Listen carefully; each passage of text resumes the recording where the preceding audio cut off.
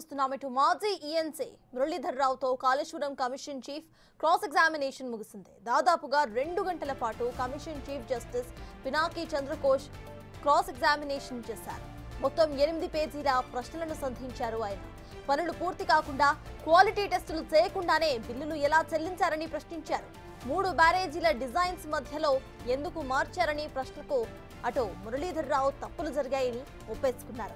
క్షేత్రస్థాయిలో అధికారులు తప్పిదాల వల్లే కొంత నష్టం జరిగిందన్న మురళీధర్ రావు అధికారులు ఇచ్చిన రిపోర్ట్స్ ఆధారంగానే బిల్లులు చెల్లింపు జరిగిందని అన్నారు.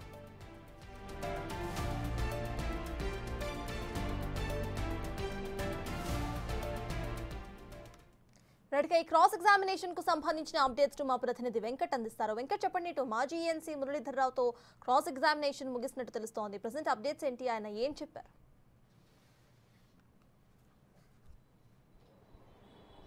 సర్తాజ్, కాళేశ్వరం క్షేత్రస్థాయిలో తప్పిదాలు జరిగాయి అనేది స్పష్టంగా అర్థమవుతుంది. ముందు నుంచి కూడా కాళేశ్వరంలో జరిగిన అవకతవకలు జరిగాయి.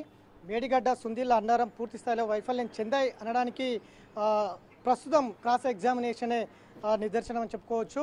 దాదాపు 2 గంటల పాటు ఇవాళ బహిరంగ విచారణ జరిగింది. చీఫ్ ఇంజనీర్ అయినటువంటి మురళీధర్ రావుతో ఇవాళ cross examination justice Pinaki Chandra Ghose నిర్వహించారు. దాంట్లో ప్రధానంగా ఆయన లోనికి రాగానే ముందుగా దేవుడి మీద ప్రమాణం వేయించుకున్నారు.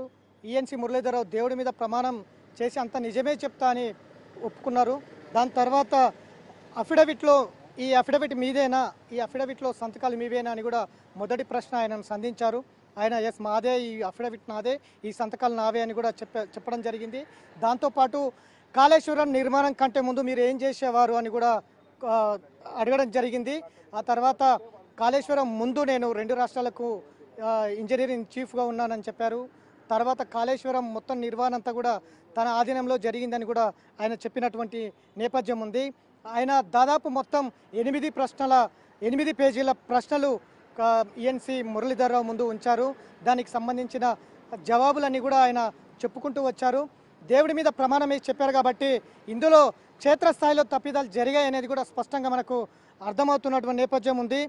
ప్రధానంగా కాళేశ్వరం ప్రాజెక్టు డిపిఆర్ నుంచి సాయిల్ టెస్టింగ్ నుంచి డిపిఆర్ ఎవరు చేశారు, తర్వాత నిర్వహణ ఏ విధంగా జరిగింది, నిర్వహణ క్వాలిటీ చెక్ చేయకుండానే పరిశీలించకుండానే బిల్లులు ఎట్లా మీరు ఆమోదం తెలిపారు, ఎట్లా చెల్లించారు, ఏజెన్సీ సంస్థలకు, నిర్మాణ సంస్థలకు ఆ బిల్లులు మీరు ఎట్లా చెల్లించారు అనేది కూడా దీని మీదనే ప్రధానంగా ఆయనను ప్రశ్నించిన జస్టిస్ కమిషన్ ప్రశ్నించింది. అందులో భాగంగానే 17 రకాల అనుమతులు సెంట్రల్ అండ్ స్టేట్స్, అంటే కాళేశ్వరం ప్రాజెక్టు ఉన్న మహారాష్ట్ర కావచ్చు, ఆ ప్రాంతాలన్నింటి కూడా అనుమతులు వచ్చాయి. సిడబ్ల్యూసి నామ్స్ ప్రకారమే మేము కాళేశ్వరం ప్రాజెక్టు నిర్మాణం జరిగిందంటూ కూడా కమిషన్ ముందుకు చెప్పుకొచ్చారు ఆయన. దాదాపు 2 గంటల పాటు ఈ విచారణ కొనసాగింది. అందులో కాళేశ్వరంకి సంబంధించిన సాయిల్ టెస్ట్ నుంచి నిర్వహణకు సంబంధించి తర్వాత వైఫల్యం చెందే వరకు మొత్తం కూడా ఆయన ముందు ప్రశ్నల వర్షం కురిపించినటువంటి